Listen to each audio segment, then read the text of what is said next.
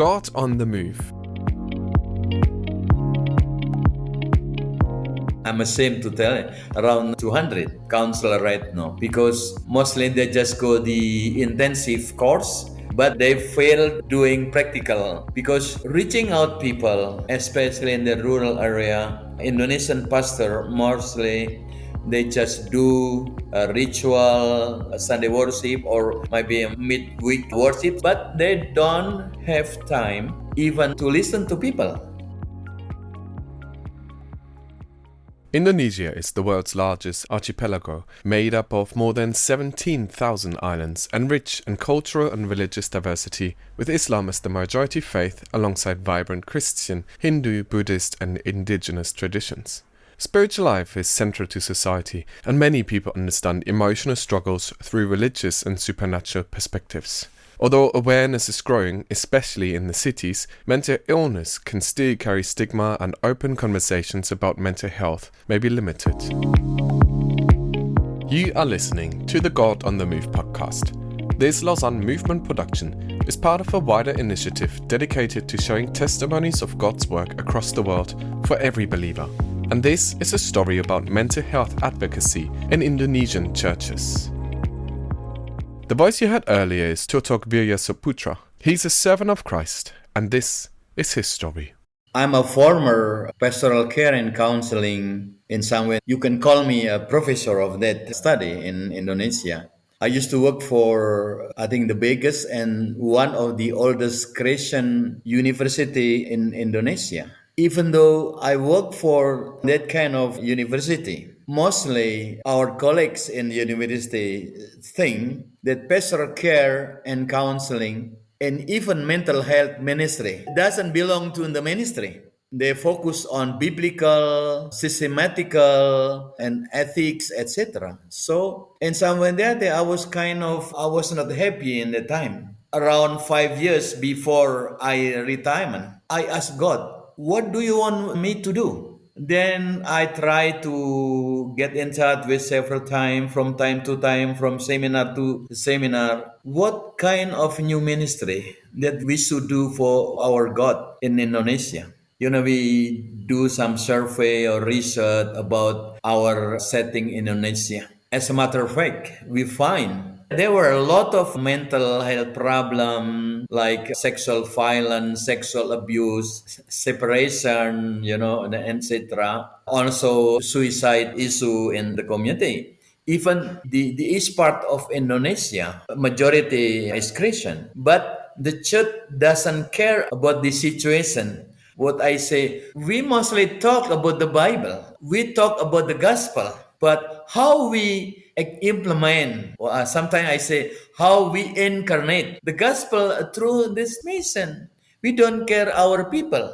We just care ritual, money, building the big churches, but they have not care. So eventually, I found 6 women, my female colleagues, and 5 male colleagues from around the church. They are from Pentecostal, Baptist, Calvinist, Methodist, etc., Lutheran. So we try to some kind of having some structure of how we can do better for helping our church. And we train people from around the country doing some what we say psycho spiritual caregiver, maybe not counselor, from around the country, from so many different denominations in Indonesia. Because of our God bless, we grow and grow and grow. We visited a lot of churches around the country, from the west part to east part, from the north part, to encourage, to what we say, raising awareness about our ministry, how to combine between psychological and spiritual, because I think that kind of best ministry to combine between psycho and spiritual aspect of life.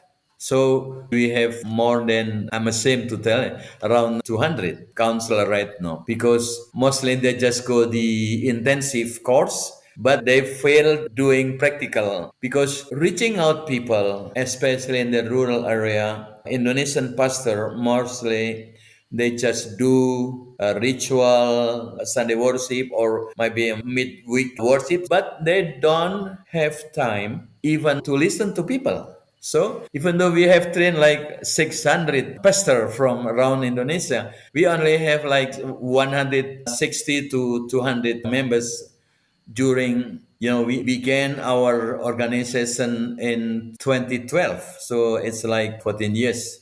So right now I am the executive director for the Indonesian Association of Psychospiritual Counselor. What we think is we have to start from the rural area. So our IAPC headquarters is also located in this area. It's like 9 kilometers from this area. Our member belong to Baptist, Pentecostal, Assembly of God, Methodist, Presbyterian, some evangelical like Mennonite. I have been blessed with Karina Christiana, my wife. This year, my marriage will be 50 years.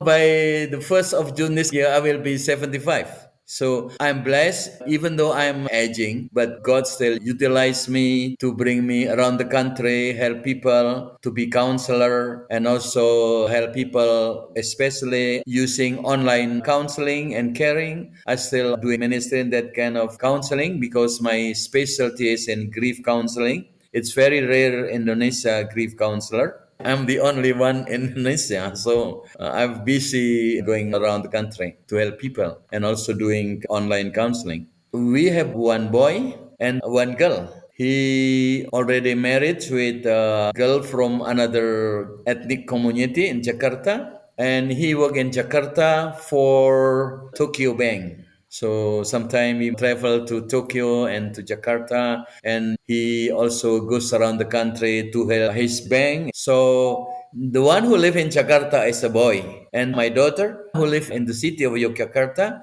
You may heard about the Yogyakarta, and I have been blessed with three grandsons. So in Jakarta, he has two sons, and my daughter blessed with one son also. So we have three grandsons. They are already in junior high school. So that's my family. Totok already touched on so many things regarding his ministry, his own story and background, and cultural and spiritual context of Indonesia. But as with most places and stories, Indonesia is a whole lot more complex. So to help us understand it a little better, I asked him to share about the spiritual climate in his country. As a matter of fact, according to our constitution, Indonesia is a secular country. So there is no state-owned religion, even Muslim or Islam. However, socially and politically, some think that Indonesian is Muslim country. There is a tension between secular and what's religious country in some way and the other. When we think about Indonesia, in the west part of Indonesia, mostly occupied with Islam. So my church, for example, is located in the west part of Indonesia. In some way and the other, there's a tension. Sometimes even we cannot build any church. We cannot have some worship in the house. There will be a lot of riot, social conflict. And sometimes the government, police officer doesn't care about that because maybe most of them are Muslim also. So it's a kind of tension. And the east part of Indonesia, like Sulawesi Island, Timor, and less island in East Indonesia, like Papua, Ambon, the majority there is Christian, both Catholic and Protestant.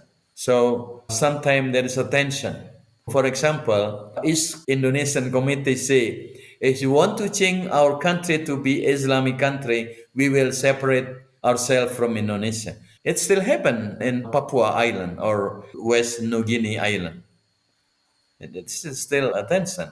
However, the church, both Catholic and Protestant, in some way or the other, growing. Even in some part of Indonesia, the annual increase in some part of Indonesia like 5 to 9% of the population. Because of that kind of tension, some Islamic faction force or do some violence, and our brothers and sisters, they think we won't have that kind of religion doing violence. So they move to even Catholic or Christian. Mostly they move to Catholic because Catholic preserve the cultural, etc.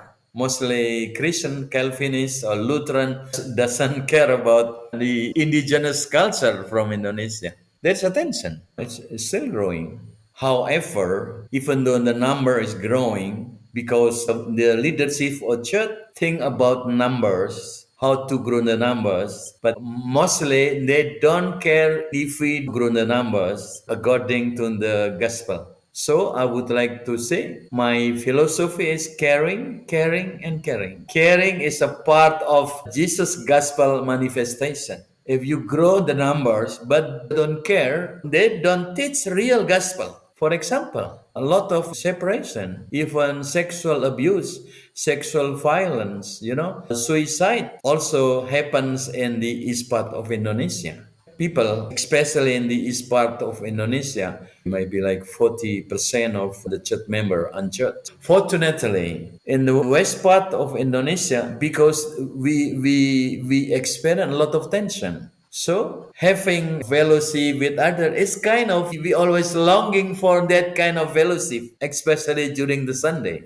In one side, we face a lot of tension. On the other side, because on that tension, fellowship, meeting with people, reach out our member is very important. So kind of a contradiction, I guess. I grew up in very Puritan Calvinistic. So that's my background. Even though I was born and grew up very Puritan, for example, my father didn't allow even very small work on Sunday. Even our worker, even though they were Muslim and they didn't go church, and the time is interesting because even they are Muslim, they were not conservative like our current Muslim. So they can go to church together, listen to my father preaching.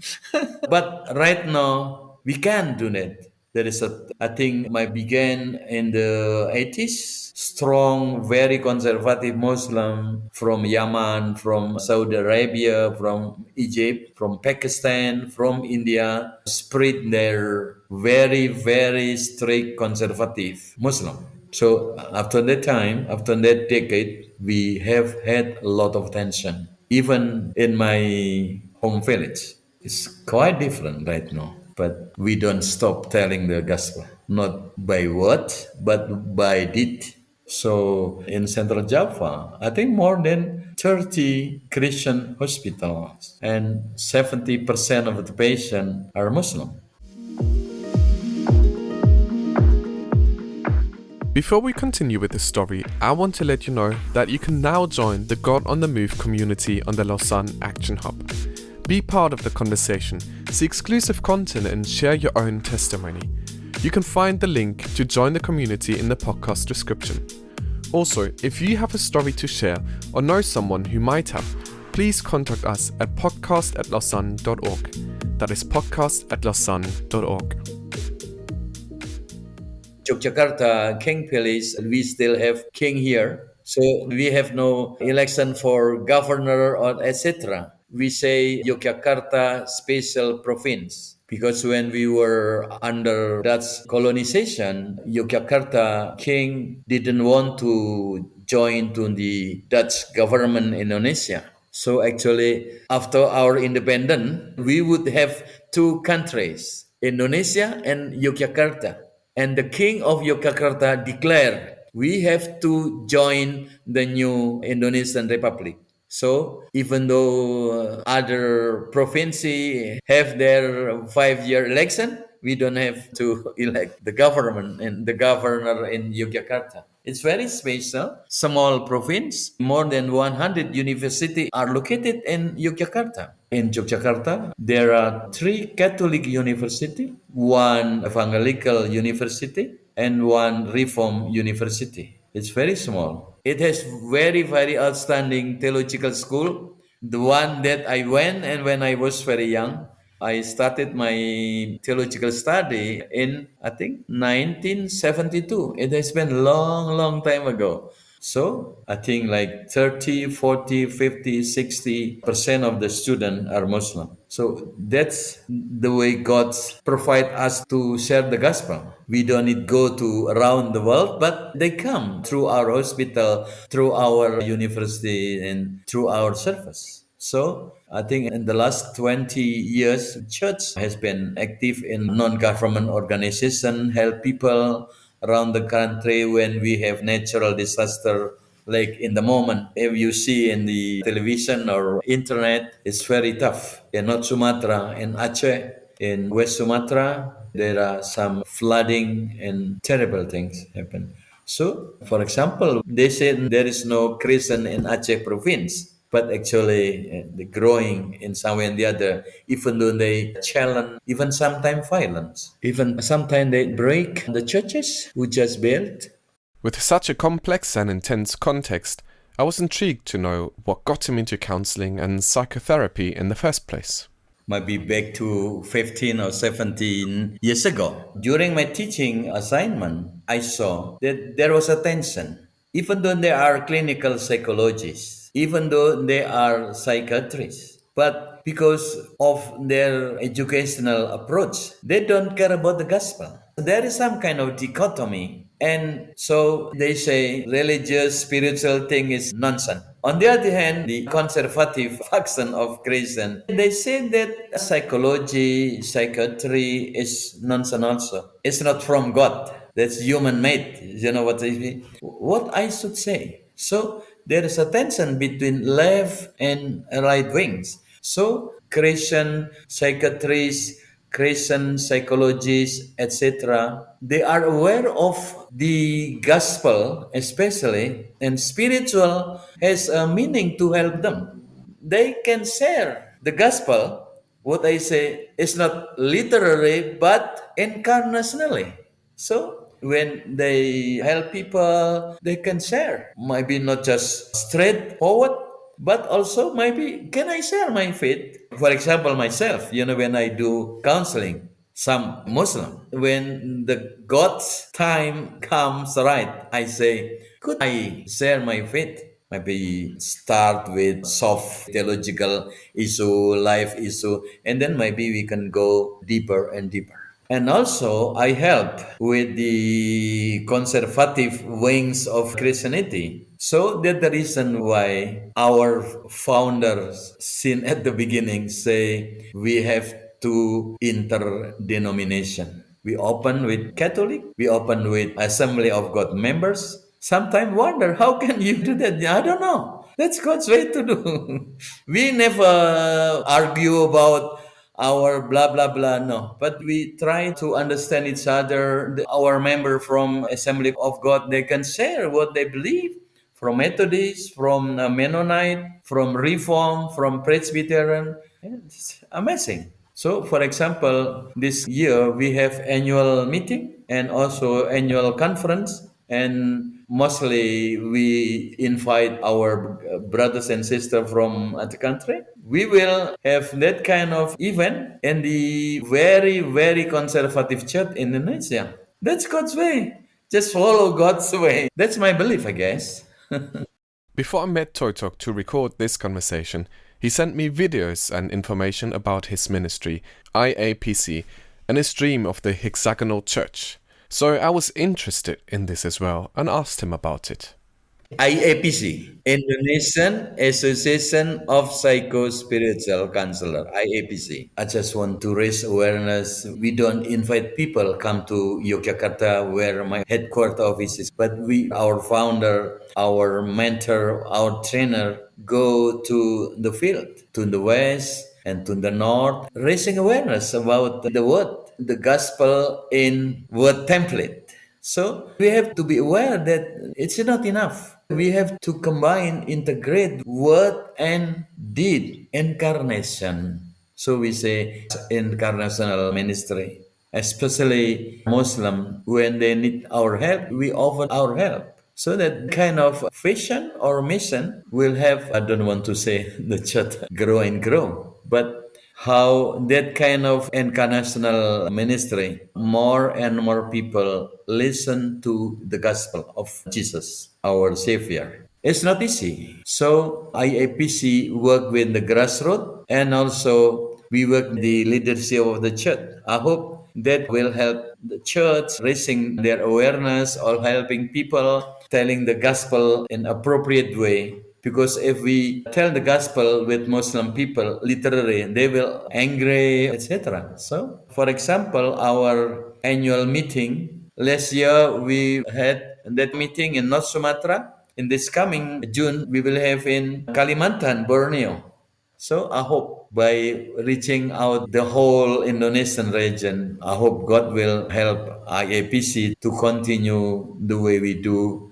I hope that will be blessed by God too. So during that kind, of reaching out, we also train church members, church leadership, church pastor to minister their own people. That's the way we I think in the last 14 years do. The hexagonal church is my dream. Anyway, I'm still work for realizing my dreams. My basic reason was because Indonesia. That's my assumption. And Indonesian churches don't work holistically. For example, 26 November, I had Christmas invitation, very big church. So they like to get together, having music. After that, doesn't change anything. You know what I mean? So I didn't go. We spend a lot of money, but they don't use money responsibly. Sometimes I say, like Prophet Amos, God doesn't need your ceremony. God doesn't need your songs, etc. But you have to take care of the people who are hungry, thirsty, etc. That's my feeling. So hexagonal church might be from my reflection almost 2 years ago. What should I say with my people? Church has to be reframed. Church has to be a traditional encapsulation. Still dream, but I hope. The first one is operational. We have to understand what our setting is, and then biblical, and then historical, and then ecclesiological, and then spiritual. What is the last one? Cultural. So our hexagonal church base, the first one is biblical, incarnation of Christ. Then historical, because from generation to generation, I guess, whatever the name of the church, they have to care of the flock. And ecclesiological, we learn from Christ, we learn from the apostle, they care. So the retreat of this hexagonal church is caring and incarnational caring. That's my theoretical foundation.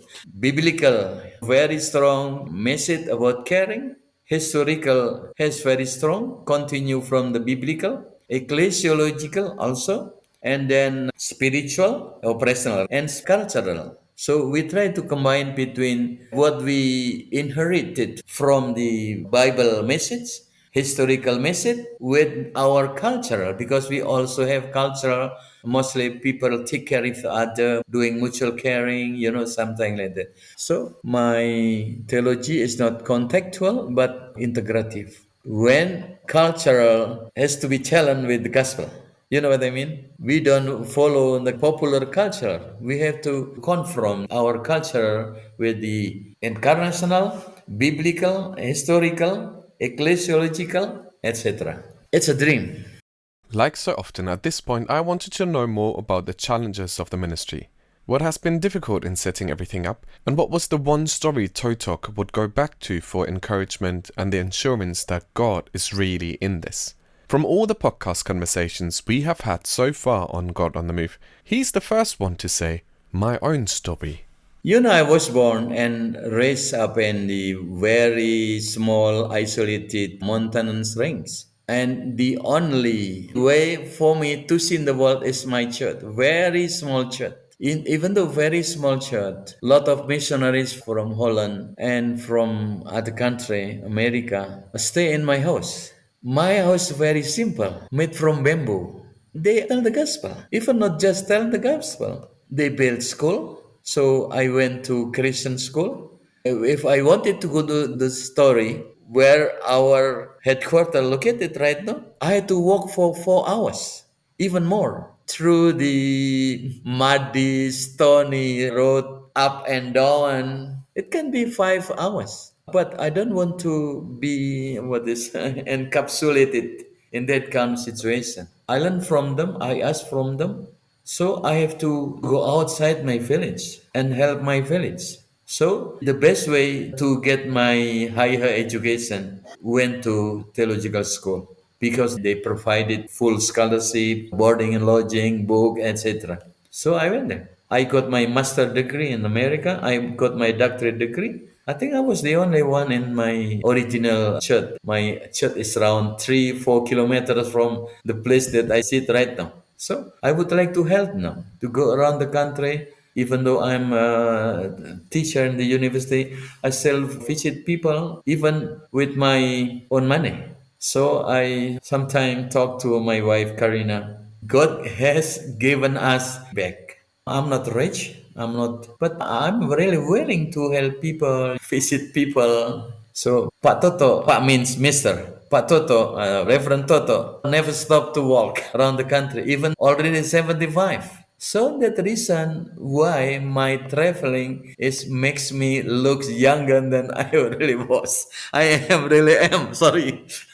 Sometimes people wonder, what is your age? Yes, I am 75. How look younger than you really are? So some people ask, what have you done? No, I don't have. I'm praying. For example, when I walk in the morning, maybe 1 kilo or 2 kilo, I say, oh God, every step that I did, that I do. Even when I drink my coffee, I sit, God help me. God help me. Even when I making a coffee, I sit there. That's my testimony. So I try to encourage young people to do the same thing. My student in IAPC, not in university, also do the same thing. That's my testimony. And I'm blessed. My wife, she always understand and did understand and will understand. We always say who will die first. And so we help. She might continue. And I already asked several students in IAPC to continue in this kind of ministry, even though I will be away from this world. As always, there is so much more to say. Far more about the highly interesting and diverse contexts of Indonesia's 17,000 islands. So much more about IAPC and the intersection of psychospiritual ministry. And so much more about the dream of the hexagonal church. But now, to wrap it up, I asked Totok to share something with you listeners that's on his heart, and then prayer requests, so we can intercede more intentionally. For me, right now is what we say post apologetical discourse. Right now, we have to accept each other. We have excellency. So, why don't we integrate our excellency and leave our weaknesses or whatsoever?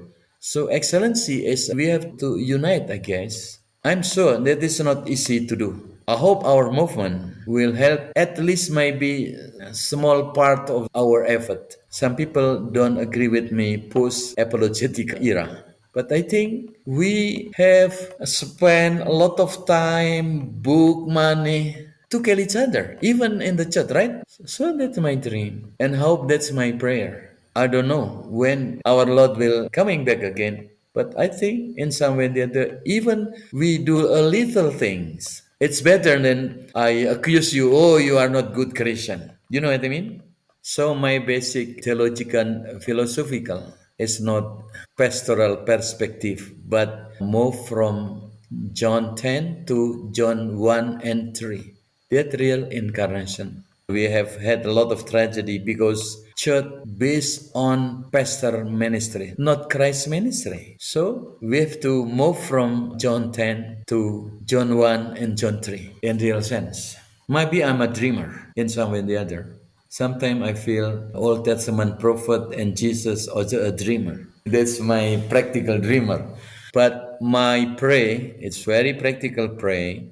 As I told you, my IAPC has annual meeting and seminar. So I hope one of our colleagues, brothers and sisters in our Lausan movement will be willing to go to Indonesia, tell what they have done in their country, to share to our pastor, to share our friends, to share our brothers and sisters in Indonesia. All of them mostly are not belong to IABC. They are real people from the church. Evangelical, progressive, conservative, middle way. So I hope God will provide a way to invite someone from other country to share our brothers and sisters in Indonesia.